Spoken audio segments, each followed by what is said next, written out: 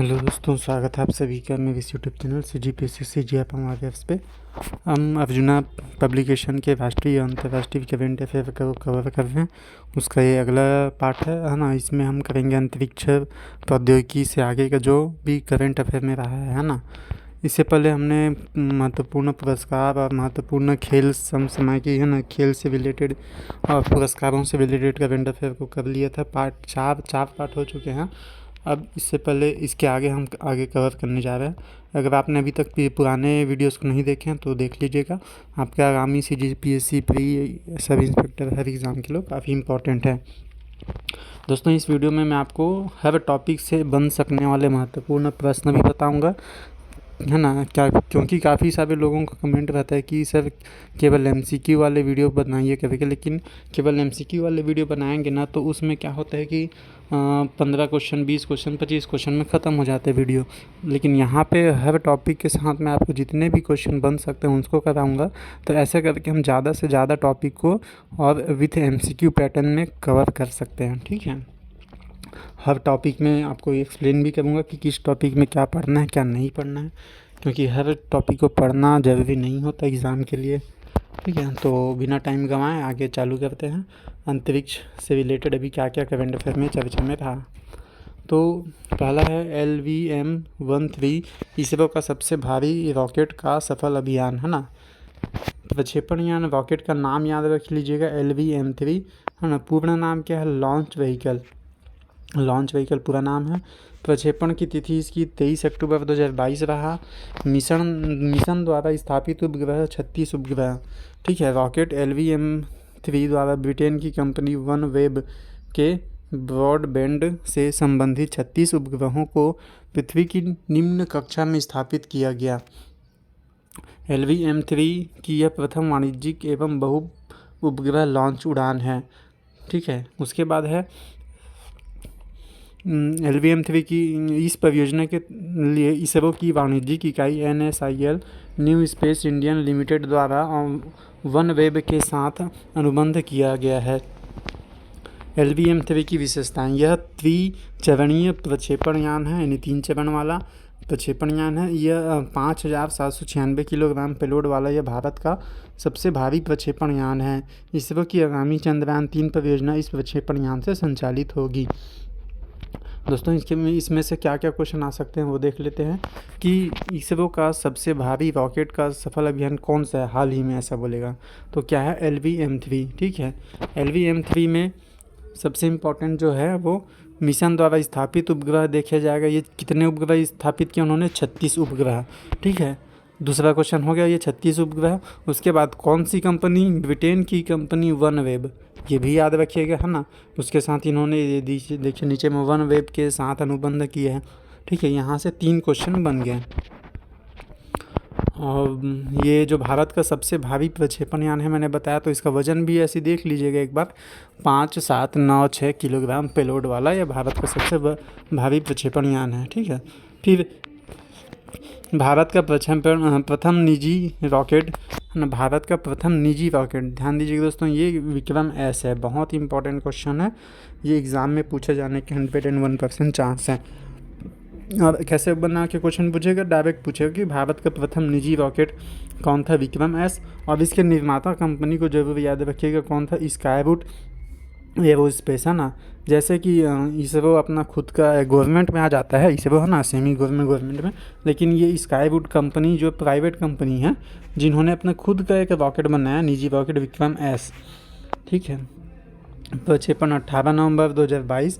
प्रक्षेपण स्थल सतीश धवन प्रक्षेपण केंद्र SHAR श्रीहरिकोटा, ठीक है। ध्यान दीजिएगा, श्रीहरिकोटा। भारत के प्रथम निजी क्षेत्र के स्टार्टअप कंपनी द्वारा निर्मित इस रॉकेट यान का नाम अंतरिक्ष कार्यक्रम के जनक श्री विक्रम साराभाई के नाम पर रखा गया है। इसलिए विक्रम-S उसका नाम है क्या? विक्रम साराभाई के नाम पे रखा गया ना, इसलिए इसका नाम क्या है? विक्रम साराभाई, ठीक है। उसके बाद है 18 नवंबर 2022 में इस रॉकेट यान से 3 हल्के उपग्रहों को सफलतापूर्वक पृथ्वी से 81 किलोमीटर की ऊंचाई पर स्थित अंतरिक्ष यान में स्थापित किया गया, ठीक है। यह रॉकेट स्काईरूट एरोस्पेस द्वारा बनाया गया है, जिसके मिशन का नाम प्रारंभ है। अभी देखिए दोस्तों, इससे क्या क्या क्वेश्चन बनेगा। पहला, भारत का प्रथम निजी रॉकेट विक्रम एस है ना किसके नाम पर रखा गया, विक्रम साराभाई के नाम पे। इसके निर्माता कंपनी, दूसरा क्वेश्चन बन गया है ना स्काईबूट एरोस्पेस। तीसरा क्वेश्चन कहाँ से, इसका डेट पूछ लेगा, डेट 18 नवंबर 2022 और कहाँ से, श्रीहरिकोटा सतीश धवन इस प्रक्षेपण केंद्र। ये 4 क्वेश्चन बन सकते हैं, ठीक है। फिर उसके बाद है EOS-06 अर्थ ऑब्जर्वेशन सैटेलाइट। उपग्रह श्रेणी 26 नवंबर 2022, ओशियन सेट 3 भार 1117 किलोग्राम, जीवन काल 5 साल, प्रक्षेपण यान PSLV-C54। ओशन सेट उपग्रह भारतीय महासागरों के वैज्ञानिक अध्ययन का चक्रवात संबंधी जानकारी देने में उपयोगी होगा।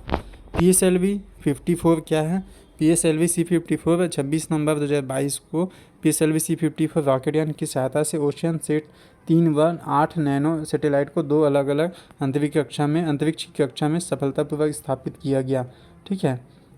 उसके बाद है ओशन सेट 3 को पृथ्वी से 742 किलोमीटर की ऊंचाई पर सन सिंक्रोनस ऑर्बिट में स्थापित करने के बाद PSLV-54 यान ऑर्बिट चेंज थ्रस्ट की प्रक्रिया के तहत नीचे आकर द्वितीय कक्षा में 8 नैनो उपग्रहों को स्थापित करने में सफल हुई।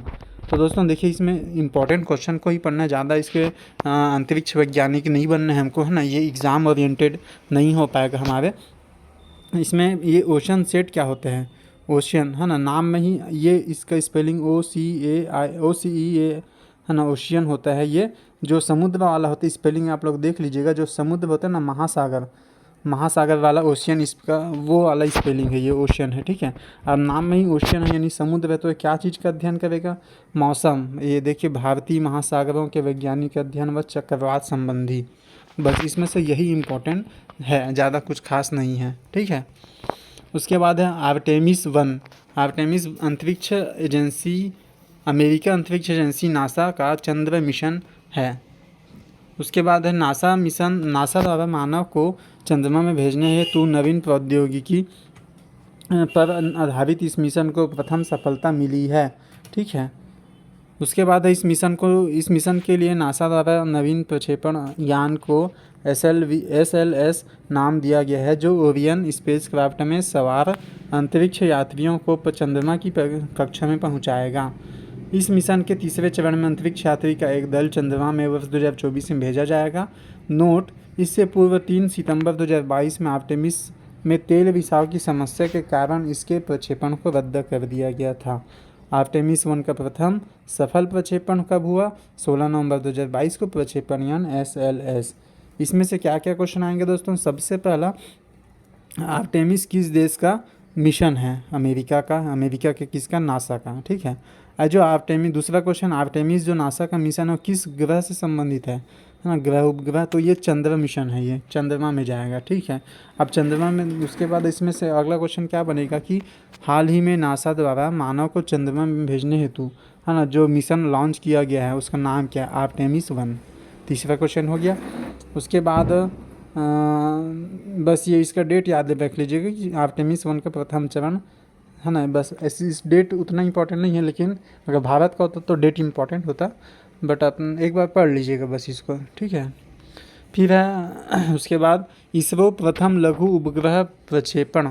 इसरो का प्रथम लघु उपग्रह प्रक्षेपण। विश्व अंतरिक्ष बाजार में लघु उपग्रह की बढ़ती मांग को देखते हुए इसरो द्वारा 2 लघु उपग्रहों को स्वदेश निर्मित लघु उपग्रह प्रक्षेपण यान से प्रायोगिक उड़ान द्वारा पृथ्वी की निचली कक्षा में स्थापित करने हेतु भेजा गया, परंतु यह मिशन इन लघु उपग्रहों को उनकी निर्धारित कक्षा में स्थापित करने में असफल रहा, ठीक है। लघु उपग्रह मिशन में शामिल SSLV-D1 प्रक्षेपण यान EOS, तो ध्यान दीजिए दोस्तों, क्या है SSLV-D1 प्रक्षेपण यान का पूरा नाम स्मॉल सैटेलाइट लॉन्च व्हीकल होता है। इसकी विशेषता क्या है, इसरो बेबी रॉकेट है, छोटा सा। प्रक्षेपण तिथि 7 अगस्त। यह छोटा उपग्रह प्रक्षेपण यान 500 किलोग्राम भार के 2 उपग्रहों को पृथ्वी की निचली कक्षा में स्थापित करने में सक्षम होता है। और दूसरा क्या है, EOS अर्थ ऑब्जर्वेशन सैटेलाइट, है ना, विशेषता लघु उपग्रह है ये। प्रक्षेपण की तिथि इसकी 7 अगस्त 2022 था। इसरो द्वारा निर्मित पृथ्वी अवलोकन उपग्रह, यह ऑप्टिकल सुदूर संवेदन उपग्रह है। तो इसमें बस नाम बस याद रख लीजिएगा कि SSLV-D1 क्या है और EOS क्या है, इसका पूरा नाम क्या है दोनों लघु उपग्रह मिशन में शामिल है ना, छोटे से ये प्रक्षेपण यान है, अब कुछ नहीं है। बस नाम और फुल फॉर्म याद रख लीजिएगा। उसके बाद है भारत का मंगल मिशन, ये बहुत इंपॉर्टेंट है दोस्तों। भारत का मंगल मिशन MOM है ना, मार्स ऑर्बिटर मिशन MOM। फिर प्रक्षेपण तिथि 5 नवंबर 2013 में हुआ था। प्रक्षेपण यान PSLV C-25 मंगल ग्रह की कक्षा में स्थापित हुआ था। कब हुआ था ये? 24 सितंबर 2014 को। और मिशन की लागत 450 करोड़ इसकी आई थी। ठीक है। फिर मिशन समाप्ति की आधिकारिक घोषणा, ध्यान दीजिए दोस्तों, ये 2013 की घटना है, उसको हम अभी क्यों पढ़ रहे हैं? अभी इसलिए पढ़ रहे हैं क्योंकि ये इस मिशन की समाप्ति की आधिकारिक घोषणा अभी की गई, यानी 2 अक्टूबर 2022 को की गई। लगभग 8 साल की यात्रा इसकी समाप्त हुई। इस मिशन के खत्म होने का कारण क्या है? बैटरी बैकअप न मिलने के कारण बैटरी का बंद हो जाना। ठीक है, ये मेन कारण था। तो दोस्तों ये इसमें ऊपर में जो लिखा है ये पॉइंट है ना, ये पूरा इंपॉर्टेंट है। हर पॉइंट को एग्ज़ाम में किसी न किसी एग्ज़ाम में पूछा हुआ है कि प्रक्षेपण की तिथि क्या थी, कौन सा यान था, मंगल ग्रह की कक्षा में स्थापित कब हुई, मिशन की लागत क्या था। मिशन समाप्ति की आधिकारिक घोषणा हो गया, डेट याद रख लीजिएगा, मिशन समाप्ति की आधिकारिक घोषणा 2 अक्टूबर 2022। फिर सूत्रों के अनुसार लगातार ग्रह पर ग्रहण लग रहे थे, जिसमें सबसे लंबा ग्रहण 7.5 घंटे का था, जिसकी वजह से मंगलयान की बैटरी ग्रहण के दौरान बिना सूरज की रोशनी के 1 घंटे और 40 मिनट तक ही चल सकता था। इसके बाद यह किसी काम का नहीं रहा। भारत एशिया का पहला देश है जिसने पहले ही प्रयास में सफल मंगल मिशन अभियान किया। चीन और जापान भी इससे पहले मंगल मिशन अभियान में असफल हो चुके थे। 24 सितंबर 2014 को मंगल कक्षा में प्रवेश करने के बाद मॉम का नियोजित जीवन काल इसरो द्वारा 6 महीने निर्धारित किया गया था, है ना, परंतु अपनी क्षमता से अधिक इस मिशन ने 8 साल 8 दिन की अवधि पूर्ण करके इतिहास रच दिया दोस्तों। ठीक है, आप इस मंगल मिशन 2013 के ऊपर बेस्ड मूवी भी आई थी अक्षय का, है ना, मिशन मंगल, वो देख सकते हैं। और नेशनल ज्योग्राफी पे इसकी एक डॉक्यूमेंट्री भी है, तो आप दोनों को देख लीजिएगा, काफ़ी अच्छी चीज़ें हैं, काफ़ी जानकारी मिल जाएगी। फिर है 6वां पॉइंट, रक्षा प्रौद्योगिकी। रक्षा प्रौद्योगिकी यानी हम जो इतना भी DRDO से रिलेटेड देखेंगे, मिसाइल सिस्टम वगैरह से। ठीक है। इंटरसेप्टर AD1 क्या है? ये एक रक्षा प्रणाली है, बैलिस्टिक मिसाइल डिफेंस है, निर्माण एजेंसी DRDO है ना। परीक्षण इसका किया गया 2 नवंबर 2022 को। परीक्षण स्थल APJ अब्दुल कलाम द्वीप चांदीपुर में किया गया। यह स्वदेश निर्मित बैलिस्टिक मिसाइल प्रणाली है। इस प्रणाली की मिसाइल शत्रु देश के युद्धक विमान को रोकने के उद्देश्य से बनाई जाती है। इंटरसेप्टर AD1 मिसाइल 2 चरणों वाली ठोस मोटर से संचालित होती है, जिससे यह पृथ्वी के वायुमंडल के ऊपरी स्तर पर निश्चित विमान को लक्ष्य करने में सक्षम है। तो दोस्तों इसमें याद करने लायक अगर कुछ देखा जाए तो है ना, इसमें क्या है कि केवल परीक्षण स्थल ही मुझे इम्पोर्टेंट लग रहा है इसमें, कि ये जो हाल ही में बैलिस्टिक मिसाइल डिफेंस बनाया गया, किस कहाँ से परीक्षण किया गया। और हाँ, ये स्वदेश निर्मित है, ये भी याद रखिएगा। ठीक है। और ये नाम क्या है? इंटरसेप्टर AD1, नाम याद रख। क्वेश्चन ऐसा आएगा कि इंटरसेप्टर AD1 कहाँ से लॉन्च किया गया, तो APJ अब्दुल कलाम द्वीप चांदीपुर से लॉन्च किया गया। उसके बाद है INS विक्रांत भारत का स्वदेश निर्मित सबसे बड़ा युद्धपोत, है ना। इसका देखिए, भारत का स्वदेश निर्मित तो है ही, लेकिन सबसे बड़ा युद्धपोत, ये उसको और विशेष बना देता है एग्ज़ाम में आने के लायक। स्वदेश निर्मित तो है ही INS, है ना, लेकिन भारत का स्वदेश निर्मित सबसे बड़ा युद्धपोत है, ये भी याद रखिए। अनावरण 2 सितंबर 2022 को किया गया। निर्माण स्थल कोचीन शिपयार्ड। इसका कुल वजन कितना है? 44,000 टन। भारतीय नौसेना ध्वज नवीन ध्वज प्रतीक। प्रधानमंत्री नरेंद्र मोदी द्वारा इस युद्धपोत के अनावरण कार्यक्रम में नौसेना के नए ध्वज निशान का प्रदर्शन करके नए प्रतीक को शामिल है ना। नौसेना का नवीन ध्वज प्रतीक निशान छत्रपति शिवाजी से प्रेरित है। दोस्तों ये बहुत इंपॉर्टेंट चीज़ है ये, है ना, ध्यान दीजिएगा। इसमें क्या इंपॉर्टेंट है कि भारतीय नौसेना का नया ध्वज लॉन्च किया गया, इस, है ना। और कौन लॉन्च किया? नरेंद्र मोदी जी ने लॉन्च किया इसको, इसी युद्धपोत के अनावरण के समय। और इसका नवीन ध्वज का नाम क्या है? प्रतीक निशान छत्रपति शिवाजी से प्रेरित है। ये देख लीजिए, ये इसका नवीन ध्वज है, ठीक है। ये झंडा है, इसमें एक साइड तिरंगा झंडा और यहाँ पे ये जो लोगो है वो है, ठीक है। नौसेना का निशान बोल सकते हैं इसको। उसके बाद है LCH प्रचंड। LCH प्रचंड दोस्तों एग्ज़ाम में यहाँ पे डायरेक्ट क्वेश्चन आया कि ये LCH प्रचंड क्या है। तो LCH प्रचंड हल्का लड़ाकू विमान हेलीकॉप्टर है ना। लोअर कॉम्बैट हेलीकॉप्टर इसका फुल फॉर्म हो जाएगा। और निर्माण कौन किया है? Hindustan aeronautics limited HAL। यह भारतीय वायुसेना में शामिल नवीनतम LCH है। प्रचंड को वायुसेना की 3 विमानन ब्रिगेड के सामने नवीन ब्रिगेड मीसामारी विमानन पर तैनात किया जाएगा। दोस्तों यहाँ से केवल एक ही क्वेश्चन आएगा कि LCH प्रचंड क्या है। तो प्रचंड एक लड़ाकू हेलीकॉप्टर है ना। बस इतना ही क्वेश्चन आएगा। दोस्तों मैं जो क्वेश्चन आएगा बताते जाता हूँ हर टॉपिक से, तो आप अगर नोट्स बनाते जाएंगे तो हर टॉपिक से आपके बहुत सारे इंपॉर्टेंट क्वेश्चन कवर हो जाएंगे, बहुत सारे क्वेश्चन बन जाएंगे। इतने क्वेश्चन आपको किसी वीडियो में भी नहीं मिलेंगे, ठीक है। फिर है VLSRSAM क्या है ये देखिए, vertical launch short range surface to air missile. Vertical launch short range surface to air missile है ये। इसकी निर्माण कंपनी कौन है? DRDO है। परीक्षण तिथि 23 अगस्त 2022 को किया गया।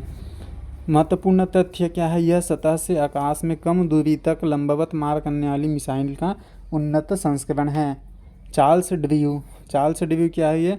अमेरिकी युद्धपोत है। भारत अमेरिका 2+2 वार्ता में भारत द्वारा रक्षा संबंधों के तहत अमेरिका के युद्धपातों के मरम्मत व रखरखाव का प्रस्ताव रखा था। इस उद्देश्य से भारत आने वाला यह प्रथम अमेरिकी युद्धपोत है। तो दोस्तों ये चार्ल्स ड्यू, बस यही याद रखिए कि ये चार्ल्स ड्यू भारत आने वाला प्रथम अमेरिकी युद्धपोत है। ये बस याद रख लीजिएगा, है ना। क्वेश्चन बस यही आएगा। उसके बाद है चार्ल्स ड्यू युद्धपोत की मरम्मत का कार्य चेन्नई के एन्नोर स्थित L&T शिपयार्ड में किया जा रहा है। विश्व के सबसे तेज सुपर कंप्यूटर की सूची, ध्यान दीजिए दोस्तों, विश्व के सबसे तेज सुपर कंप्यूटर की सूची, टॉप 500 फास्टेस्ट सुपर कंप्यूटर, है ना। दोस्तों ये ऊपर में आप देख सकते हैं जो बगल में फ़ोटो है ना, ये जो फ़ोटो है यही चार्ल्स ड्यू वाला फ़ोटो है।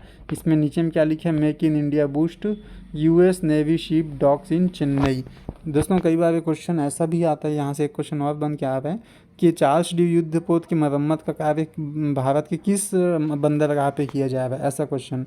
तो इसका जो कार्य है वो चेन्नई के एन्नोर स्थित L&T शिपयार्ड में ही किया जा रहा है।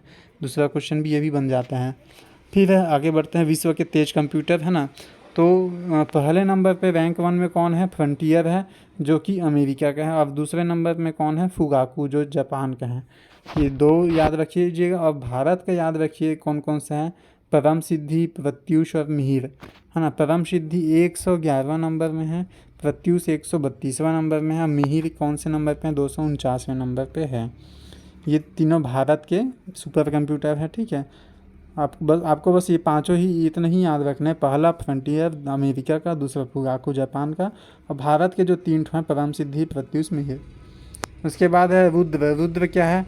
भारत का पहला स्वदेशी सर्वर है। भारत का पहला स्वदेशी सर्वर इलेक्ट्रॉनिक्स एंड IT मंत्रालय विज्ञान और प्रौद्योगिकी विभाग DST को समर्पित।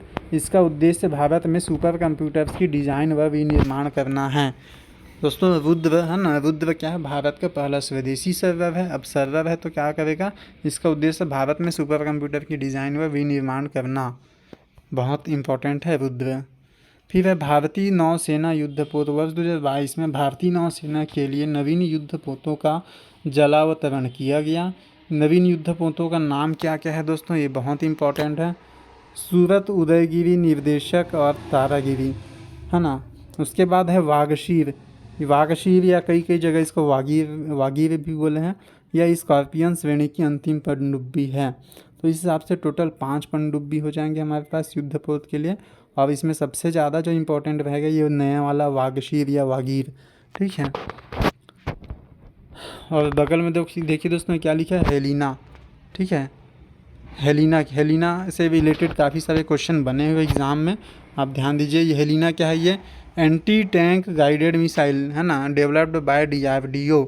Anti tank guided missile. उसके बाद है चर्चित रिपोर्ट्स दोस्तों बहुत इंपॉर्टेंट है। शहरी स्वच्छता सर्वेक्षण पुरस्कार 2022 संस्करण, इसका 7वां संस्करण था। सम्मान वितरण 1 अक्टूबर 2022 को। सर्वेक्षण में शामिल शहर कितने हुए? 4, 3, 5, 5। सबसे स्वच्छ शहर इसमें बना वो है इंदौर। 1 लाख से अधिक जनसंख्या वाले शहरों में इंदौर पहले नंबर पे है, दूसरे नंबर पे सूरत, तीसरे नंबर पे नवी मुंबई। आपको तीनों याद रखना है दोस्तों क्रम वाइज। फिर है 1 लाख से कम जनसंख्या। 1 लाख से कम जनसंख्या में पंचगनी महाराष्ट्र का, दूसरे नंबर पे पाटन छत्तीसगढ़ का, तीसरे नंबर पे कबाड़ा। यहाँ पे दोस्तों अपने को इसमें केवल यही याद रखने की 1 लाख से कम जनसंख्या में छत्तीसगढ़ का कौन सा जगह जो है वो आया है स्वच्छ शहर में, दूसरे नंबर पे पाटन। 100 से अधिक स्थानीय निकाय में मध्य प्रदेश पहला नंबर पे है। छत्तीसगढ़ इस साल दूसरे नंबर पे है, पिछले साल 2021 में प्रथम स्थान पे था। यही याद रखना है कि छत्तीसगढ़ का 100 से अधिक स्थानीय निकाय वाले स्वच्छ राज्यों में कौन से है? दूसरे नंबर पे हैं। 1 लाख से अधिक जनसंख्या वाले गंगा टाउन। ये गंगा टाउन क्यों है? गंगा किनारे बसे शहरों में अलग से इसका वो किया गया है ना, तो हरिद्वार, वाराणसी, ऋषिकेश। फिर है ग्लैंस क्या है? शहरी क्षेत्रों में स्वच्छता सर्वेक्षण को सर्वप्रथम 2016 में प्रारंभ किया गया था, जिसमें केवल 73 शहरें शामिल हुई थी। उसके बाद है दोस्तों ग्रामीण स्वच्छता सर्वेक्षण, है ना। संबंध मंत्रालय पेयजल स्वच्छता विभाग, जल शक्ति मंत्रालय। दोस्तों पहला ही पॉइंट इसका बहुत इंपॉर्टेंट हो गया कि ग्रामीण स्वच्छता सर्वेक्षण कौन से मंत्रालय से संबंधित है। तो पेयजल विभाग तो मालूम ही होना चाहिए। और उसके बाद होता है जल शक्ति मंत्रालय। क्या जल शक्ति मंत्रालय? घोषणा इसकी हुआ 2 अक्टूबर 2022 को, अवसर स्वच्छ भारत मिशन के दिवस पे अवसर पे हुआ। पेयजल स्वच्छता विभाग, जल शक्ति मंत्रालय DDWS केंद्र सरकार 2 मुख्य कार्यक्रमों स्वच्छ भारत मिशन व जल जीवन मिशन का क्रियान्वयन करता है। 2 अक्टूबर 2022 विज्ञान भवन नई दिल्ली में आयोजित समारोह में इस विभाग द्वारा इन ग्रामीण सर्वेक्षण रिपोर्ट 2022 जल जीवन मिशन कार्यात्मक आकलन वित्त वर्ष 2021-22 पर रिपोर्ट जारी की गई। बुरहानपुर को भारत का प्रथम हर घर जल प्रमाणित जिला होने का पुरस्कार दिया गया। दोस्तों ये बहुत इंपॉर्टेंट क्वेश्चन है, ये नीचे वाला ये आ भी चुका है और आने वाले एग्ज़ाम में आएगा भी कि भारत का प्रथम हर घर जल प्रमाणित जिला होने का पुरस्कार किसे दिया गया? बुरहानपुर को। ठीक है, फिर आगे बढ़ते हैं। स्वच्छ सर्वेक्षण ग्रामीण 2022 की रैंकिंग है ये। श्रेणी बड़े राज्य श्रेणी जिसमें 30 लाख से अधिक जनसंख्या है ना, उसमें तेलंगाना पहला नंबर, दूसरा हरियाणा, तीसरा तमिलनाडु। फिर है छोटे राज्य जिसमें केंद्र शासित 30 लाख से कम जनसंख्या, अंडमान निकोबार, दादर नगर हवेली और सिक्किम। उसके बाद सर्वश्रेष्ठ ओवरऑल में भिवानी हरियाणा का और जगतियाल तेलंगाना का। ठीक है, तो इसमें उतना इम्पोर्टेंट नहीं है, लेकिन एक बार सबके पहले नंबर वाले राज्य को देख लीजिएगा। और केंद्र शासित प्रदेश में अंडमान निकोबार है, उसको ध्यान दीजिएगा।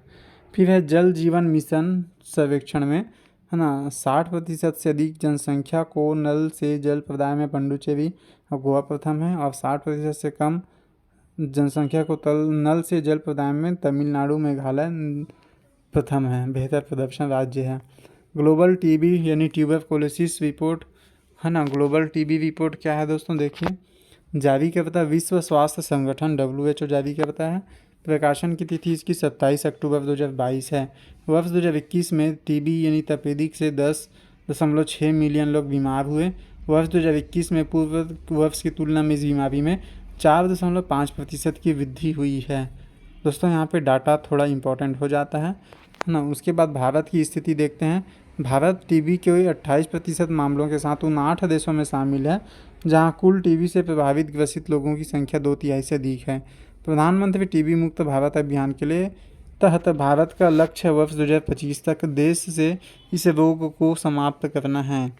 तो दोस्तों इसमें से सबसे पहला इम्पॉर्टेंट क्वेश्चन जो बनेगा, ये जो ग्लोबल टीबी रिपोर्ट है ना, ट्यूबरकुलोसिस रिपोर्ट जो जारी करता है वो कौन जारी करता है? तो WHO, विश्व स्वास्थ्य संगठन। लॉजिक सी बात है दोस्तों, स्वास्थ्य संगठन ही देखेगा टीबी वाला बीमारी वाला। उसके बाद है विश्व का नहीं, लेकिन अपने को इंडिया का डाटा वगैरह देखना है कि भारत टीबी के 28% मामलों के साथ उन 8 देशों में शामिल हैं, ये याद रखिएगा। और सबसे जो इन पूरे अभी तक जितना पढ़े उसमें सबसे इम्पोर्टेंट इस टॉपिक से कि भारत का लक्ष्य वर्ष 2025 तक, है ना, प्रधानमंत्री पर 2 क्वेश्चन बन रहे कि कौन सी योजना चलाया जा रहा है, प्रधानमंत्री टीबी मुक्त भारत अभियान चलाया जा रहा है। और लक्ष्य कब तक रखा गया, 2025 तक की इस बीमारी को समाप्त करना है। ठीक है, फिर आगे बढ़ते हैं। एशिया जलवायु स्थिति रिपोर्ट 2021। देखिए 2021 का एग्ज़ाम में आप कंफ्यूज मत होइएगा कि ये अभी तो 2023 चल रहा, पुराना पूछ दिया क्या करके। 2021 का ही डेटा अभी तक आया हुआ है। नवंबर 2022 मिस्र के शर्म अल शेख शहर में आयोजित COP27 सम्मेलन में यह रिपोर्ट जारी की गई। देखिए पहला ही क्वेश्चन यहाँ पे आ गया कि ये COP27 सम्मेलन कहाँ हुआ, मिस्र में। ठीक है, फिर है यह एशिया महाद्वीप की जलवायु स्थिति का द्वितीय संस्करण है। एशिया है तो एशिया महाद्वीप का बताएगा जलवायु को, है ना। उसके बाद है रिपोर्ट के मुख्य बिंदु। वर्ष 2021 में एशिया क्षेत्र में 100 से अधिक प्राकृतिक आपदाओं का प्रभाव रहा है। इन आपदाओं में 80% बाढ़ व तूफान श्रेणी में शामिल हैं। तूफान के कारण क्या है, सर्वाधिक आर्थिक क्षति वाले देश भारत, चीन, थाईलैंड। देखिए दोस्तों यहाँ पे क्या बोल रहा है कि रिपोर्ट के मुख्य बिंदु, इस जो रिपोर्ट बनाया गया उसके मुख्य बिंदु, है ना। इसमें अगर सब इम्पॉर्टेंट में इसको उतना ज़्यादा नहीं पूछा जाता, लेकिन अगर आप CGPSC के लिए डीप लेवल की तैयारी कर रहे तो इसके जो है ना देश है प्रथम, द्वितीय, तृतीय, इसको एक बार देख लीजिए। तो दोस्तों इसमें आप पढ़ लीजिएगा, उतना इम्पोर्टेंट नहीं है, लेकिन अगर डीप लेवल में है तो एक बार इसको PSC लेवल से पढ़ लीजिएगा। ठीक है, उसके बाद देखते हैं द वर्ल्ड यूनिवर्सिटी रैंकिंग, है ना। ये थोड़ा MP है, इसमें रैंकिंग आपको मालूम होने चाहिए। द वर्ल्ड यूनिवर्सिटी रैंकिंग में क्या है, टाइम्स हायर एजुकेशन द्वारा 104 देशों के उच्च शिक्षा संस्थान की रैंकिंग अक्टूबर 2022 में जारी की गई है। भारतीय संस्थान में India institute of science IISc Bengaluru इस रैंकिंग में टॉप पर है। सर्वश्रेष्ठ 500 विश्वविद्यालयों के अंतर्गत भारत के 5 संस्थान शामिल हैं। ठीक है, टॉप 10 यूनिवर्सिटी में 3 ग्रेट ब्रिटेन व सर्वाधिक 7 विश्वविद्यालय अमेरिका के सूचीबद्ध हुए हैं। टॉप 10 यूनिवर्सिटी में, है ना, ये हो गया। उसके बाद यूनिवर्सिटी रैंकिंग, तो इसमें आपको बस ये ध्यान देना है कितने देशों का किया गया, 104 देशों का। पहला क्वेश्चन यहाँ से हो गया। उसके बाद भारत में ये देखिए, भारतीय संस्थान में Indian institute of science Bengaluru इस रैंकिंग में टॉप पर है ना, ये देखिए जो। उसके बाद अगर ओवरऑल रैंकिंग देखेंगे तो यूनिवर्सिटी रैंकिंग में पहला नंबर याद रखिए ऑक्सफोर्ड यूनिवर्सिटी, दूसरा नंबर पे हार्वर्ड यूनिवर्सिटी, तीसरे नंबर पे कैम्ब्रिज यूनिवर्सिटी। 3 क्वेश्चन हो गए, है ना ये। उसके बाद है वैश्विक विस्थापन UNHCR रिपोर्ट 2022। ठीक है, इसमें प्रकाशन अक्टूबर 2022 में हुआ। जारीकर्ता कौन है, UNHCR शरणार्थियों हेतु संयुक्त राष्ट्र उच्चायुक्त है ये, है ना। फिर है शरणार्थियों को आश्रय देने वाले देशों का क्रम, पहला है तुर्की, दूसरा है कोलंबिया, तीसरा है जर्मनी। ठीक है तो वैश्विक स्तर पर उत्पीड़न, संघर्ष, मानवाधिकार हनन द्वारा अपने घरों से जबरन विस्थापितों की संख्या बढ़कर वर्ष 2022 में 103 मिलियन यानी 110.3 करोड़ हो गई है। शरणार्थियों में आधी संख्या यूक्रेन, सीरिया और वेनेजुएला से हैं। शरणार्थी मतलब दोस्तों ये होता है कि कोई एक देश से पीड़ित व्यक्ति वहाँ से हट के किसी दूसरे देश में शरण ले ले, है ना, तो वैसे लोगों को शरणार्थी बोला जाता है। तो आपने देखा भी यूक्रेन वगैरह में, है ना, यूक्रेन में काफ़ी युद्ध चले, सीरिया में, वेनेजुएला में भी काफ़ी गरीबी, आर्थिक तंगी की हालत देखने को मिली, तो यहाँ से लोग पलायन करके दूसरे देशों में गए। तो ऐसे लोगों को आश्रय देने वाले देशों का क्रम सबसे पहले नंबर पे तुर्की है, फिर दूसरे नंबर पे कोलंबिया और तीसरे नंबर पे जर्मनी, इसको याद करिएगा। और जो वैश्विक विस्थापन होता है इसको जारी करता कौन है, UNHCR। ठीक है, the United nation refugee agency इसमें लिखा है, ये लोगों में देख लीजिए। फिर है सतत विकास लक्ष्य सूचकांक, यहाँ से क्वेश्चन आते हैं इसका रैंकिंग का। है ना। सतत विकास लक्ष्य सूचकांक देखिए दोस्तों जून 2022 में जारी किया गया, किसके द्वारा, SDSN द्वारा तथा कैम्ब्रिज यूनिवर्सिटी द्वारा। शामिल देश इस रिपोर्ट के अंतर्गत जारी सतत विकास लक्ष्य सूचकांक एवं डैशबोर्ड 2022 में 163 देशों को शामिल किया गया है। इस सूचकांक में विभिन्न देशों के 17 वैश्विक लक्ष्यों के मामले में उनके प्रदर्शन के आधार पर रैंकिंग दी गई है। शीर्ष स्थान फिनलैंड, शीर्ष स्थान कौन है, फिनलैंड है। भारत का स्थान 121 है। अंतिम स्थान दक्षिणी सूडान है। दोस्तों यहाँ पे केवल इन तीनों चीज़ों को याद करिएगा।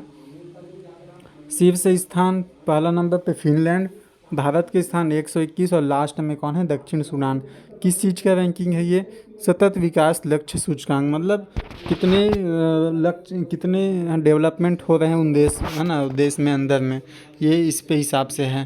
तो बहुत इंपॉर्टेंट ये रैंकिंग है। पहला फिनलैंड, भारत 121 और अंतिम दक्षिण सूडान। फिर दोस्तों देखिए भारत नवाचार सूचकांक, भारत नवाचार सूचकांक 2022 जारी करता है 21 जुलाई 2022 को। कौन जारी करता है, नीति आयोग व इंस्टीट्यूट फॉर कॉम्पिटिटिवनेस अध्ययन। इस सूचकांक के माध्यम से नवाचार को प्रोत्साहन देने में राज्यों के परिवेश की अनुकूलता तथा उनके नवाचारी कार्यों के परिणाम को प्रदर्शित करेगा। संकेतक, वर्ष 2021 के सूचकांक में संकेतकों की संख्या 36 से बढ़कर 66 हो गई है। सूचकांक में भारत के 28 राज्य एवं 8 केंद्र शासित प्रदेश 3 श्रेणियों में विभाजित हैं। पहला श्रेणी है बड़े राज्य अंतर्गत, उसके बाद है उत्तर पूर्वी पहाड़ी, उसके बाद क्या है, उसके बाद है आपके ये नीचे में केंद्र शासित और शहरी राज्य अंतर्गत। अब ये देखिए दोस्तों बड़े राज्य के अंतर्गत टॉप पे तो कर्नाटक है और अंतिम स्थान में छत्तीसगढ़ पहुंच गया है। ठीक है, किस चीज़ में, नवाचार सूचकांक में। उसके बाद उत्तर पूर्वी पहाड़ी राज्यों के अंतर्गत पहले में मणिपुर है और अंतिम में नागालैंड है। केंद्र शासित एवं तो शहरी राज्य के अंतर्गत चंडीगढ़ है और अंतिम में लद्दाख है ना दोस्तों, ये ध्यान दीजिएगा। ये बहुत इंपॉर्टेंट वाला ये डाटा है, बता रहा हूँ इसमें से। चलो क्वेश्चन ही बता देता हूँ मैं किस प्रकार के क्वेश्चन आएंगे एग्जाम में। क्वेश्चन रहेगा कि भारत नवाचार सूचकांक 2022 है ना, कि कौन जारी करता है, नीति आयोग व इंस्टीट्यूट फॉर कॉम्पिटिटिवनेस। पहला क्वेश्चन हो गया। दूसरा क्वेश्चन कि इसमें जो बड़े राज्यों में श्रेणी में पहला और लास्ट, ये इम्पोर्टेंट है। उत्तर पूर्वी तथा पहाड़ी राज्य में टॉप में कौन है, मणिपुर, ये इंपॉर्टेंट है। और केंद्र शासित प्रदेशों और शहरी में चंडीगढ़ इंपॉर्टेंट है। मतलब पहला बड़े राज्यों का पहला और लास्ट याद रखना है और बाकी नीचे का ये केवल टॉप वाले याद रखना है। ठीक है। फिर वैश्विक जनसंख्या 8 अरब पार हो गई। 15 नवंबर 2022 को विश्व की कुल जनसंख्या 8 अरब का बिंदु पार कर गई। कौन से डेट को, 15 नवंबर को। संयुक्त राष्ट्र संघ के आर्थिक एवं सामाजिक मामलों के विभाग की एक वर्ल्ड पॉपुलेशन प्रोस्पेक्टस 2022 रिपोर्ट्स के अनुसार विश्व की कुल जनसंख्या 7 अरब से 8 अरब होने में लगभग 12 वर्ष लगे हैं। 8 अरब से 9 अरब तक पहुंचने में लगभग 15 वर्ष लगेंगे। इस प्रकार वैश्विक जनसंख्या 9 अरब सन 2037 में होगी, ऐसा अनुमान लगाया गया है ना। तो इसमें दोस्तों ये पहला चीज़ यही डेट याद रख लीजिएगा, किस तारीख को भारत की जनसंख्या, विश्व की जनसंख्या 8 अरब पार गई, 15 नवंबर। उसके बाद है वृद्धि के अनुमान, ध्यान दीजिए 2030, इसमें वृद्धि का सबसे अधिक आबादी वाले देश है ना, उस समय तो चीन था, लेकिन अभी दोस्तों भारत पहले नंबर पे आ गया है। ठीक है, भारत सबसे अधिक जनसंख्या वाले देशों में पहले नंबर पे आ गया है। तो यहाँ पे उतना इम्पोर्टेंट नहीं है, इसमें इम्पोर्टेंट बस वही डेट पूछ सकते हैं, किस डेट को अब पार हुआ, 15 नवंबर को। उसके बाद आगे बढ़ते हैं, मानव विकास सूचकांक 2021-22 भारत की स्थिति। कुल शामिल देश 191, कुल शामिल देश 191 है। प्रथम स्थान स्विट्जरलैंड, किस चीज़ में, मानव विकास सूचकांक HDI में, है ना। पहला कुल शामिल देश 191, पहला स्थान स्विट्जरलैंड, दूसरा व तीसरा स्थान नॉर्वे और आइसलैंड को। भारत के स्थान जो है 132 है, किस चीज़ में, मानव विकास सूचकांक में। भारत की स्थिति जो है, भारत की स्थिति क्या है, मध्यम मानव विकास वाले देशों में शामिल है भारत। अब यहाँ पे इम्पोर्टेंट क्वेश्चन क्या बनेगा, मानव विकास सूचकांक में कुल कितने देश शामिल थे, 191 देश को शामिल करके रिपोर्ट बनाया गया। पहले स्थान पे स्विट्जरलैंड, दूसरे नॉर्वे, आइलैंड, ये 3 याद रख लीजिएगा, पहला, दूसरा, तीसरा। और भारत 132, भारत 132वें स्थान पे है, किसमें, HDI में, ह्यूमन डेवलपमेंट इंडेक्स में, ठीक है। बहुत ही इंपॉर्टेंट क्वेश्चन है। उसके अलावा और बहुत सारे अन्य सूचकांक हैं ना, उनको यहाँ पे लिस्ट दिया गया है। इस लिस्ट में दोस्तों लगभग सभी इम्पॉर्टेंट है, फिर भी मैं और जो इसमें ज़्यादा आपको याद ही रहने चाहिए मुँह जुबानी वो बता दे रहा हूँ। वैश्विक शांति सूचकांक 135 याद रखिएगा। वैश्विक आतंकवाद सूचकांक, भारत की रैंकिंग बात करें ना, भारत की रैंकिंग 12वां नंबर है। विश्व प्रेस सूचकांक में 150 है ना। उसके बाद है वैश्विक नवाचार सूचकांक में 40, और विश्व खुशहाली में 136, और वैश्विक लैंगिक अंतर सूचकांक 135। दोस्तों ये जो मैंने टिक लगाया बहुत इंपॉर्टेंट है, इसको आप एकदम मतलब मुँह जुबानी याद होने चाहिए, ठीक है। और उसके बाद और कुछ बच गए हैं, तो पर्यावरण निष्पादन में 180, ये भी याद रखिएगा। भारत अंतिम लास्ट पे है ना। 10वां अंतर्राष्ट्रीय बौद्धिक आर्थिक स्वतंत्रता सूचकांक भी पढ़ लीजिएगा। वैश्विक भूखमरी सूचकांक तो मोस्ट इम्पॉर्टेंट है ये, ठीक है। ये दोस्तों उसके बाद इसके ना जारीकर्ता को भी आप एक बार कम से कम एक नज़र देख लीजिएगा कि वैश्विक शांति सूचकांक जारीकर्ता कौन है करके, कम से कम हल्का फुल्का याद रहना ही चाहिए एग्ज़ाम में कभी गलती से आ गया तो, ठीक है। इसमें अगर जो पूछेगा केवल इसके रैंकिंग को ही पूछेगा कि भारत की रैंकिंग कौन से है। इसके दोस्तों थोड़ा बहुत ट्रिक से आप पढ़ सकते हैं, जैसे वैश्विक शांति सूचकांक है ना, शांति 135, और इसमें भी वैश्विक लैंगिक अंतर सूचकांक दोनों 135 है ना। तो बना सकते हैं आप अपने हिसाब से ट्रिक, जैसे लैंगिक अंतर अगर ज़्यादा नहीं रहा, बराबर है तो वैश्विक विश्व में शांति रहेगी, ऐसा करके है ना बना सकते हैं अपने हिसाब से। और विश्व प्रेस सूचकांक है ना 150 है, तो 150 रुपये का कोई प्रेस पेपर आता होगा ऐसा एक, है ना, इमेजिन आप बना सकते हैं जैसे भी। फिर है आगे बढ़ते हैं सीधा अर्थव्यवस्था को देखते हैं कि अर्थव्यवस्था के क्षेत्र में क्या क्या करंट में रहा है। और सबसे इम्पोर्टेंट यही चीज़ रहता है दोस्तों, लोगों को क्या है सब चीज़ें याद हो जाती है, लेकिन इनके जो डाटा वगैरह होते हैं, डाटा याद करने में बहुत कन्फ्यूजन जाता है। तो पढ़ते हैं 2022-23 में GDP 8 से 8.5% वृद्धि का अनुमान लगाया गया है। सबसे इम्पोर्टेंट है 2022-23 में GDP को 8 से 8.5% वृद्धि का अनुमान लगाया गया है। विश्व बैंक द्वारा 6 दिसंबर 2022 की रिपोर्ट के अनुसार भारत में GDP का अनुमान 6.9% किसके द्वारा, विश्व बैंक के द्वारा, ठीक है। IMF के विश्व आर्थिक दृष्टिकोण रिपोर्ट अनुसार भारत में GDP का वृद्धि दर 6.8। देखिए दोस्तों इसको आप कैसे करिएगा, एक डिब्बा बनाइएगा, हाँ डिब्बा में इधर जो जो जारी करता है उसको लिखिएगा, और GDP ऐसा बना के ना यहाँ पे कितने प्रतिशत, उसके द्वारा कितना प्रतिशत, उसके द्वारा कितने प्रतिशत अनुमान लगाया कि उसको एक साथ लिखिएगा। एक साथ में क्या होता है, जल्दी याद होती हैं चीज़ें, ठीक है। उसके बाद है एशियाई विकास बैंक के Asian development bank outlook report दिसंबर 2022 के अनुसार भारत में GDP वृद्धि दर अनुमान 7% है, ठीक है। तो आप इसको चाहे बढ़ते से घटते क्रम में लिख ले या घटते से बढ़ते क्रम में लिख लीजिए। अगर एक बार ऐसे लिखना हो तो देखिए सबसे पहले आएगा कौन है, IMF ने सबसे कम 6.8 बताया।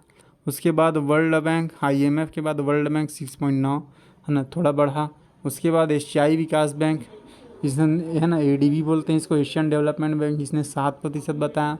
उसके बाद जो है ना हमने खुद का अनुमान लगाया वो 8 से 8.5%, याद रखिए इतने को, है ना। उसके बाद है 2021-22 की दूसरी तिमाही में वृद्धि CSO के अंतिम आंकड़े। दोस्तों ये बहुत इंपॉर्टेंट है ना। महामारी शिथिल पड़ने पर चालू वित्तीय वर्ष में वृद्धि अब धनात्मक हो गई है तथा इस 2022-23 वित्तीय वर्ष की दूसरी तिमाही में GDP में 6.3% की वृद्धि हुई। दोस्तों ये 2022 और 23 है, इसको सुधार करके लिखिएगा, है ना। 2022-23 ये देखिए यहाँ पे लिखा है, इस 2022-23 वित्तीय वर्ष की दूसरी तिमाही में GDP में 6.3% की वृद्धि हुई है। उक्त आंकड़ा केंद्रीय सांख्यिकी कार्यालय CSO द्वारा 30 नवंबर 2022 को जारी किया गया। GDP का वृद्धि दर है ना स्थिर मूल्य पे 6.3% और GVA वृद्धि दर 5.6%। दोस्तों इसमें याद क्या रखना है हमको, एग्जाम पॉइंट ऑफ व्यू से क्वेश्चन क्या आ सकता है। क्वेश्चन डायरेक्ट यही आएगा कि 2022-23 वित्तीय वर्ष की दूसरी तिमाही में जीडीपी में कितने प्रतिशत की वृद्धि हुई है। ठीक है, क्या क्या क्वेश्चन आएगा, ये 6.3% की वृद्धि हुई है। अब सबसे इम्पोर्टेंट कि ये जो आंकड़ा है कौन जारी करता है, केंद्रीय सांख्यिकी कार्यालय CSO, बहुत इम्पोर्टेंट है। ठीक है, उसके बाद दोस्तों ये सब बहुत सारे डेटा हैं, इतने डेटा ना हम याद कर पाएंगे, नहीं हमें इतना ज़्यादा याद करना। अगर आप CGPSC के डीप लेवल में तैयारी कर रहे हैं तो पढ़ सकते हैं, नहीं तो इन सभी को याद करने के बजाय उसको छोड़ देंगे तो ज़्यादा अच्छा रहेगा। फालतू में याद भी कर लोगे तो आपको कन्फ्यूज़न रहेगा, एग्ज़ाम में माइनस मार्किंग हो सकता है। भारतीय अर्थव्यवस्था 2030 विश्व की तीसरी सबसे बड़ी अर्थव्यवस्था बन के आई, बहुत इंपॉर्टेंट है दोस्तों ये। जनवरी 2022 में IHS की रिपोर्ट के अनुसार भारत की आर्थिक विस्तार की गति अनुरूप भारत का बाजार मूल्य GDP 2030 तक बढ़कर $8.4 ट्रिलियन होने का अनुमान जारी किया है। इस रिपोर्ट के अनुसार 2030 में भारत एशिया प्रशांत की दूसरी सबसे बड़ी अर्थव्यवस्था होगी। केंद्र सरकार द्वारा भारतीय अर्थव्यवस्था के आकार $5 ट्रिलियन का लक्ष्य 2025 रखा गया है।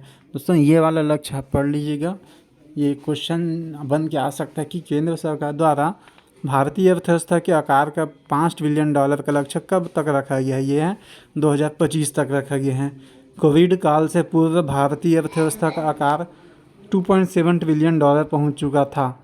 कब? कोविड काल से पूर्व भारतीय अर्थव्यवस्था का आकार 2.7 ट्रिलियन पहुंच चुका था। अब देखिए दोस्तों, यहाँ पर ये जो इंडेक्स दिख रहा है अर्थव्यवस्था के आधार पर देशों की रैंकिंग, अमेरिका पहले नंबर पे है, चीन दूसरे नंबर पे है, जापान तीसरे, जर्मनी चौथा, UK पाँचवा, भारत छठवा। लेकिन अभी ऐसा सुनने में भी आया कि भारत ने UK को हटा करके 5वें नंबर पे भारत आ गया है करके। ठीक है, ये डाटा थोड़ा पुराना हो सकता है, आप ध्यान दीजिएगा, इसको एक बार कहीं से क्रॉस चेक कर लीजिएगा। भारत UK को पीछे छोड़ के 5वें नंबर पे आ चुका है विश्व के उभरते अर्थव्यवस्था में। अब देखते हैं दोस्तों भारतीय उद्योग क्षेत्र, कोर उद्योग है ना। कोर उद्योग में क्या आता है, कोर उद्योग में 8 कोर सेक्टरों को शामिल किया जाता है, जैसे कि कोयला, कच्चा तेल, प्राकृतिक गैस, रिफाइनरी, उर्वरक, स्टील, सीमेंट तथा बिजली। दोस्तों ये क्वेश्चन आपके एग्ज़ाम में बनता है और बन भी चुका है कि भारत में कोर उद्योग में कितने सेक्टर को शामिल किया गया है, तो आपको याद रखने चाहिए 8। अब वो 8 कौन कौन से शामिल है ये भी आपको याद रहने चाहिए, क्योंकि एग्ज़ाम में ऐसा क्वेश्चन देखने को मिल भी चुका है कि इनमें से कौन कोर उद्योग सेक्टर में नहीं आता करके। ठीक है, तो ये देखिए ये सब आते हैं, कोयला, कच्चा लोहा, प्राकृतिक गैस, रिफाइनरी, उर्वरक, स्टील और सीमेंट तथा बिजली, है ना। तो इसको आप जैसा भी याद रख सकते हैं, जैसे कि कोयला हो गया, कोयला और कच्चा तेल और प्राकृतिक गैस, है ना। कोयला, कच्चा तेल, प्राकृतिक गैस और रिफाइनरी, ये चारों एक ही प्रोडक्ट हैं, एक ही उत्पाद के बाई प्रोडक्ट हैं, है ना, जो ज़मीन से निकलता है। उसके बाद उर्वरक, स्टील, सीमेंट और बिजली, है ना। सीमेंट को अधिकतर लोग सोचते नहीं होगा करके, लेकिन सीमेंट है, सीमेंट, बिजली, उर्वरक, स्टील। फिर उसके बाद 8 प्रमुख उद्योगों का संयुक्त सूचकांक सितंबर 2021 के सूचकांक की तुलना में सितंबर 2022 में 7.9% बढ़ा। 8 प्रमुख उद्योगों का सूचकांक सितंबर 2021 की तुलना में सितंबर 2022 में 7.9% बढ़ा। कोर उद्योग सूचकांक ICI, 8 कोर उद्योगों का सूचकांक ICI एक उत्पादन मात्रा सूचकांक है। यह चयनित 8 कोर उद्योगों में उत्पादन का आकलन करता है। यह सूचकांक वाणिज्य एवं उद्योग मंत्रालय के अंतर्गत उद्योग और आंतरिक व्यापार संवर्धन विभाग के आर्थिक सलाहकार कार्यालय द्वारा संकलित तथा जारी किया जाता है। कोयला, कच्चा तेल, प्राकृतिक गैस, रिफाइनरी, उत्पाद, उर्वरक, इस्पात, सीमेंट और बिजली, है ना, ये सब देख लीजिए इसमें, है ना। उसके बाद है भारत की 8 कोर उद्योग में कुल 40.27% भारांश index of industrial production IIP शामिल है।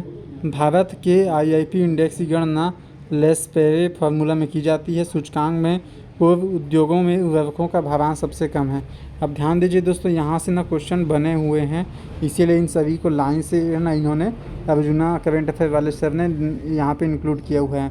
सबसे इम्पोर्टेंट नीचे से भी पढ़ते चलते हैं। सूचकांक में है ना, कोर उद्योगों में कितने कोर उद्योग थे? 8 कोर उद्योग थे। उसमें उर्वरकों का भारांश सबसे कम है। मतलब एक हिसाब से अगर लॉजिक लगाया जाए तो जो उर्वरक हैं, खाद होते हैं, इनका जो आपका क्या बोला जाए, इन सक्रियता सबसे कम है ना, इन्वॉल्वेशन कम है। उसके बाद भारत के आईआईपी की गणना किस पे की जाती है?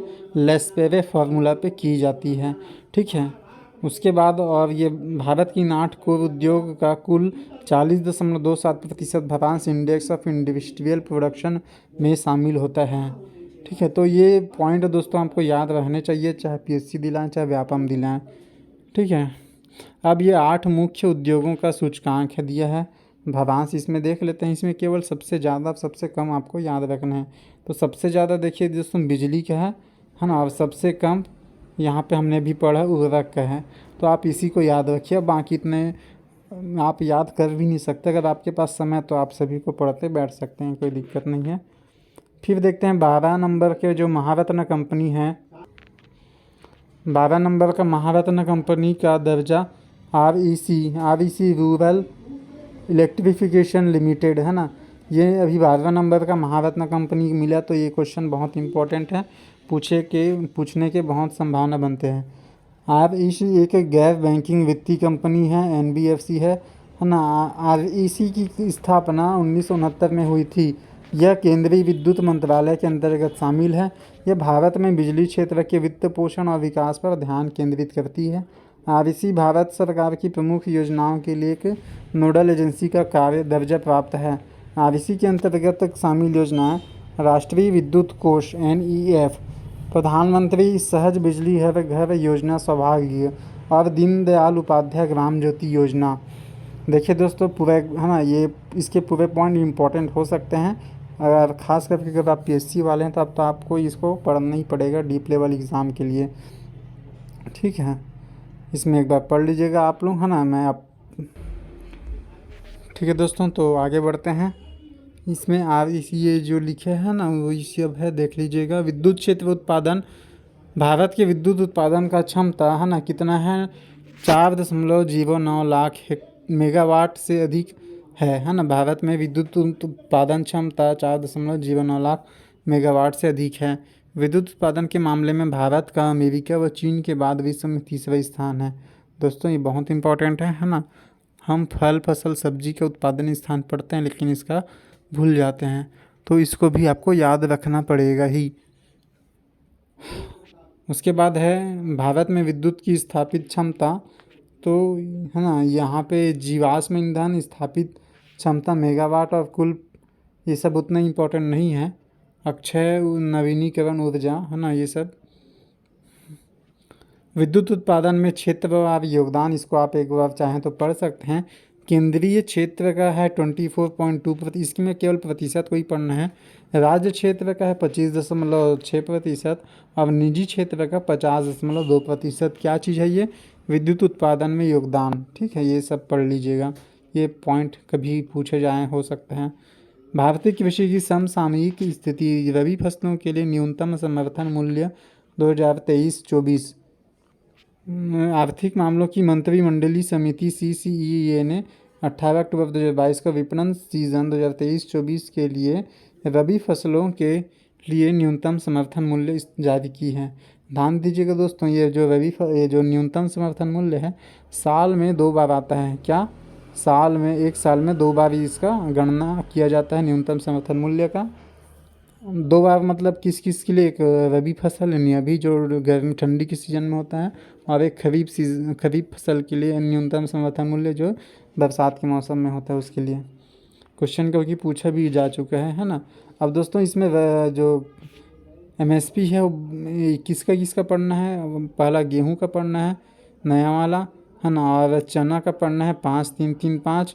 और उसके बाद है ना, अगर चाहे तो पूरा पढ़ सकते हैं, पढ़ना ही पड़ेगा आपको, लेकिन जो ज़्यादा इम्पोर्टेंट है वो बता रहा था मैं। गेहूँ 21-25 और चना 5-3-3-5, है ना, ये सब भी पढ़ सकते हैं, कुसुम वगैरह का। उसके बाद मुख्य खरीफ फसलों उत्पादन का प्रथम अग्रिम अनुमान 2022-23। ठीक है, सितंबर 2022 को कृषि एवं किसान कल्याण मंत्रालय द्वारा वर्ष 2022-23 के लिए मुख्य खरीफ फसलों के उत्पादन में के प्रथम अग्रिम अनुमान जारी कर दिए गए हैं।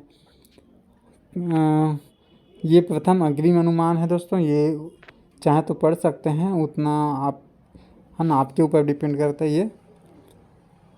फिर है बागवानी फसलों के उत्पादन के लिए तीसरा अग्रिम अनुमान, ये केवल अग्रिम अनुमान किया गया है, ठीक है, चाहे तो आप इसको पढ़ सकते हैं। अब खाद्यान्न उत्पादन 2021-22 की चतुर्थ अग्रिम अनुमान ये कुल खाद्यान्न का अग्रिम अनुमान है ना, आप चाहे तो पढ़ सकते हैं। 2020-21 में भारत में फसल उत्पादन के शीर्ष राज्य, हाँ दोस्तों देखिए ये काफ़ी इम्पोर्टेंट है। खाद्यान्न क्षेत्र में अगर बोला तो चावल, गेहूँ, मक्का है ना, कुल खाद्यान्न है। तो देखिए चावल में पहला नंबर पश्चिम बंगाल, गेहूँ में पहला नंबर उत्तर प्रदेश, मक्का में पहला नंबर कर्नाटक। ये बहुत इंपॉर्टेंट है दोस्तों, याद रखिएगा। और कुल खाद्यान्न, ओवरऑल खाद्यान्न में उत्तर प्रदेश पहले नंबर पे है ना। कुल खाद्यान्न मतलब इसमें सभी की बात करें, जगह खाने वाली फसल, चावल, गेहूँ, मक्का है ना, ये सब चीज़ें। कुल खाद्यान्न में उत्तर प्रदेश प्रथम है। और उसके बाद है दलहन फसल। दलहन फसल की बात करें तो चना, जिससे दाल बनाया जा सकता है, चना, अरहर है ना, टोटल दाल। चना सबसे पहले नंबर पे कर्नाटक है। अरहर में पहले नंबर पे इस वर्ष राजस्थान रहा है। और दालों में कौन रहा है, अगर नॉर्मल दाल बोले तो अरहर, राजस्थान, ठीक है, राजस्थान पहले नंबर। दूसरे में देखिए दोस्तों, तीनों में महाराष्ट्र है दलहन क्या, तो बहुत इंपॉर्टेंट है। उसके बाद है सरसों, तिलहन। तिलहन फसल में क्या होता है, जिससे तेल निकाला जा सकता है, उसका तिलहन फसल बोलते हैं। तो तिलहन फसल में सरसों, सूरजमुखी, मूंगफली, सोयाबीन, उसके बाद कुल तिलहन। तो सरसों में पहला नंबर राजस्थान, सूरजमुखी में कर्नाटक, मूंगफली में गुजरात, सोयाबीन में एमपी, और कुल तिलहन है ना, ओवरऑल तिलहन में राजस्थान पहले नंबर पे है, याद रखिएगा। उसके बाद व्यावसायिक फसल। व्यावसायिक फसल मतलब जिसका हम व्यवसाय करेंगे या जिसको डायरेक्ट बाज़ार में लेने पर है ना, बाज़ार में ले जाने पर उसको नगदी फसल के रूप में, नगद के रूप में पैसा मिलता है, इसको बोलते हैं नगदी फसल। गन्ना में उत्तर प्रदेश पहला है, कपास में महाराष्ट्र पहला है, और जूट और मेस्टा में पश्चिम बंगाल ये हर साल पहला है। दोस्तों अधिकतर ध्यान दीजिए, अधिकतर जो पहले नंबर के बाद जो हर साल अधिक पहले ही रहते हैं, एक आध ही दो ठो आगे पीछे होते रहते हैं दोस्तों। इस में आपको ओवरऑल पहले नंबर को तो याद रखना है, साथ ही साथ अगर पहला हो जाता है तो दूसरे नंबर को भी याद कर लीजिएगा। कभी कभी क्या होता है, पहला ना पूछ के दूसरा पूछ देते हैं, ठीक है। और आपको इसको इंडिविजुअल भी याद रखना है कि चावल, गेहूँ, मक्का में कौन पहला है, और ऐसा ओवरऑल कुल खाद्यान्न में कौन पहला है, वो भी याद रखना है, ठीक है। फिर है दोस्तों आगे देखते हैं खरीफ फसल। न्यूनतम समर्थन मूल्य एमएसपी में विपणन मौसम वर्ष 2022-23, कुल खरीफ फसल 14 और घोषणा 8 जून 2022 को किया गया। देखिए दोस्तों ऊपर में हमने रबी फसल का एमएसपी का घोषणा देखा था, है ना, कहाँ गया ये, है ना, ऊपर में। तो अब अभी ये जो है वो क्या है, खरीफ फसल में न्यूनतम समर्थन मूल्य, मतलब मैंने अभी बताया ना, साल में 2 बार ये न्यूनतम समर्थन मूल्य जारी किया जाता है। तो है ना, ये देख लीजिए, धान का पहले 1940 था, अभी कितना हुआ 2040, ठीक है। और धान ग्रेड ए यानी उससे थोड़ा उच्च क्वालिटी का 2060 है, ठीक है। देखिए कितना रुपये बढ़ा है, 100 रुपये बढ़ा है। 1940 से 2040, 1960 से 2060 रुपये, 60 रुपये बढ़ा है। और दोस्तों उसके बाद ये रागी भी इम्पोर्टेंट है। रागी, मक्का, सोयाबीन तीनों इम्पोर्टेंट है। रागी में 3578, मक्का में 1962, और सोयाबीन में 4300, ठीक है, सोयाबीन में 4300। दोस्तों बहुत इंपॉर्टेंट, ये पाँचों के पाँचों आपको याद होने चाहिए। उसके बाद दोस्तों जीएम सरसों की व्यावसायिक खेती को पुनः मंजूरी दी गई। तो दोस्तों जीएम सरसों का ना, इसको जो पुनः मंजूरी दिया गया ये है 18 अक्टूबर 2022 को। किसके द्वारा, केंद्र सरकार की पर्यावरण और वन और जलवायु, है ना, जलवायु परिवर्तन मंत्रालय के अनुमोदन समिति GEAC द्वारा दिया गया। अब पृष्ठभूमि क्या है, पूर्व में GEAC ने वर्ष 2017 में जीएम सरसों की व्यावसायिक खेती को मंजूरी प्रदान किया था, किंतु पर्यावरण मंत्रालय ने इसे नामंजूर करते हुए जीएम सरसों पर और अध्ययन का सुझाव दिया था। ठीक है, जीएम सरसों को तकनीकी रूप से धारा सरसों हाइब्रिड है ना DMH11 कहा जाता है। DMH11 को दिल्ली विश्वविद्यालय के centre for generic manipulation of crop plants के वैज्ञानिकों ने विकसित किया है। इसमें 2 एलियन जीन बार्नेज और बारस्टार होते हैं जो बेसिलस एमाइलेज फेशियंस नामक मिट्टी के जीवाणु से आइसोलेट होते हैं, जो उच्च उपज वाली वाणिज्यिक सरसों को संकर प्रजाति विकसित करने में सहायक होते हैं। ध्यान दीजिएगा दोस्तों, ये क्या है जीएम सरसों बता देता हूँ एक बार शॉर्टकट में कि जीएम होता है जेनेटिक मॉडिफाई जी और एम जेनेटिक मतलब उसके आनुवांशिक रूप को मॉडिफाई करना, यानी कुछ परिवर्तन कर देना, बदलाव कर देना। क्या होता था कि इससे पहले जो हमारे यहाँ सरसों होता था उसमें काफ़ी ज़्यादा कीड़े मकोड़े बहुत सारे लग जाते थे, जिससे कि पूरी सरसों की फसल ख़राब हो जाती थी, है ना। तो उसमें कुछ जेनेटिक मॉडिफिकेशन किया गया, है ना, जिससे कि उसकी नस्ल को सुधार किया गया। हालांकि उस समय पर्यावरण मंत्रालय ने इसे इसलिए नामंजूर किया और अध्ययन का सुझाव इसलिए दिया था कि क्या ये अन्य फसलों के लिए भी मतलब हानिकारक मत होता है। मतलब कहने का मतलब अगर सरसों बोया गया है हमने, तो ये बाकी फसलों को नुकसान ना पहुंचाया करके। ठीक है, और बहुत सारे कारण होते हैं, अगर जब आप डीप में जाएंगे तो इसको काफ़ी डीप लेवल में होता है। ठीक है, तो इसमें से अब क्वेश्चन क्या बन सकता है कि इस सरकार GEAC एक समिति है जिसने इसको मान्यता दी है, पहला क्वेश्चन हो गया। दूसरा कि इसको तकनीकी रूप से और क्या कहा जाता है, DMH11। क्वेश्चन ऐसा आ सकता है कि DMH11 किस फसल को कहा जाता है, तो GM सरसों जेनेटिक मॉडिफाई सरसों को कहा जाता है। ठीक है, और इसमें उतना पढ़ने की ज़रूरत नहीं है। अब जो पढ़ने की ज़रूरत है ये है कि भारत में कृषि ऋणग्रस्तता क्या है ना, इंडिपेंडेंस क्या है। भारतीय कृषि में ऋणग्रस्तता की स्थिति को स्पष्ट करने हेतु राष्ट्रीय सांख्यिकी कार्यालय द्वारा सर्वेक्षण कराया गया। तो 2013 से 18 के मध्य कृषि से जुड़े प्रत्येक परिवार के बकाया ऋणों में 57.7% की वृद्धि हुई है। प्रत्येक कृषक परिवार बकाया ऋण सर्वाधिक आंध्र प्रदेश में 2.45 लाख रुपए है। दोस्तों बस यही याद रखिएगा इस टॉपिक से कि ऋणग्रस्तता परिवार का जो उच्च अनुपात है उसमें पहले नंबर पे कौन है, आंध्र प्रदेश है, दूसरा तेलंगाना, तीसरा केरल। ये 3 बस इसी को याद रखना और कुछ नहीं, है ना। उसके बाद है भारत की 11वीं नंबर की कृषि संगणना का शुभारंभ। ये काफ़ी इंपॉर्टेंट है दोस्तों।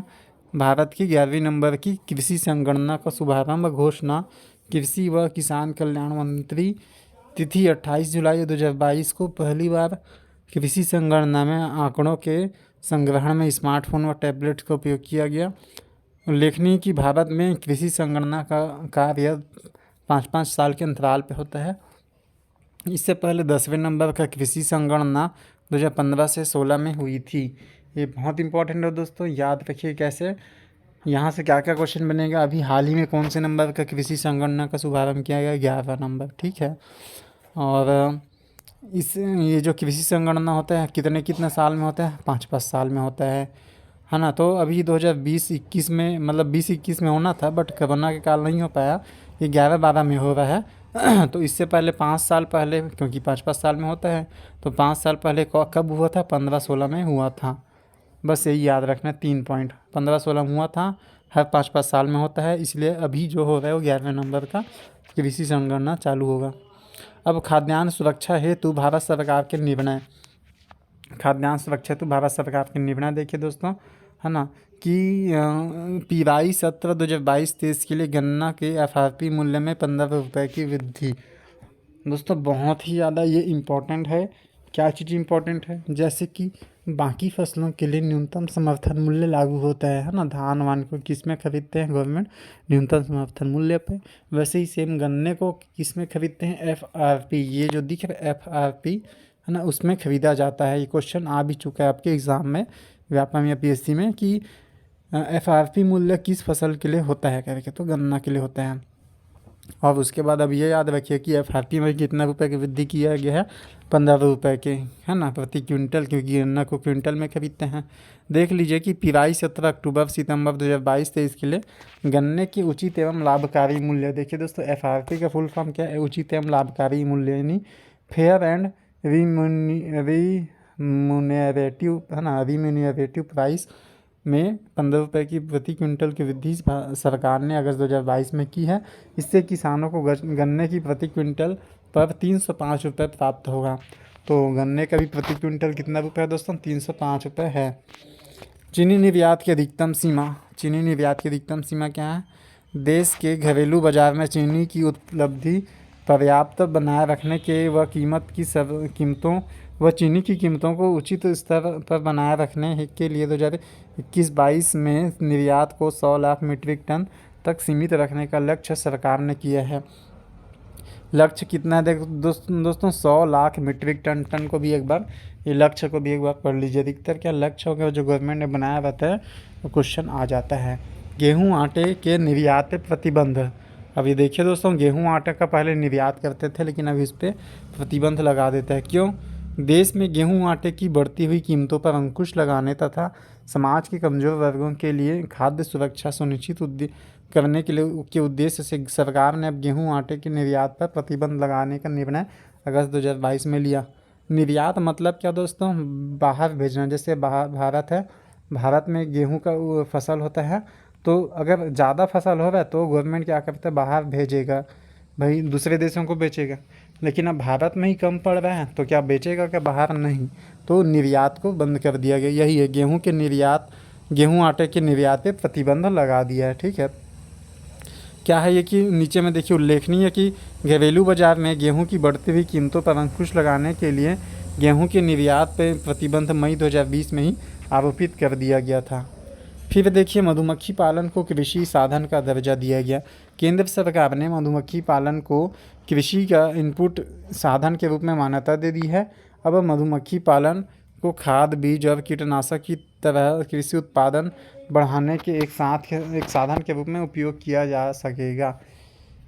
ठीक है, मतलब मधुमक्खी पालन को कृषि का दर्जा दिया गया है, बस इतना याद रखिए। उसके बाद है सेंट्रल बैंक डिजिटल करेंसी। ठीक है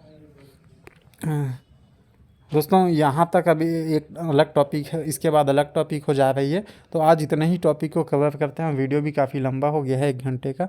ठीक है, इसके बाद जो वीडियो रहेगा, लास्ट वीडियो रहेगा, उसमें हम अर्जुना करंट अफेयर के इंडिया वाले को भी कंप्लीट कर देंगे बहुत अच्छे तरह से। ठीक है, अब देखिए दोस्तों, पहले मैं सोचा था कि इसके MCQ क्वेश्चन को कराऊं, बट MCQ क्वेश्चन को कराते तो एक वीडियो में वही 15 क्वेश्चन 20 क्वेश्चन ही हो जाते। लेकिन इससे मैंने पूरे बुक को कराया, और पूरे बुक में हर टॉपिक पे किस प्रकार के क्वेश्चन बन सकते हैं तो वो सभी को बताया।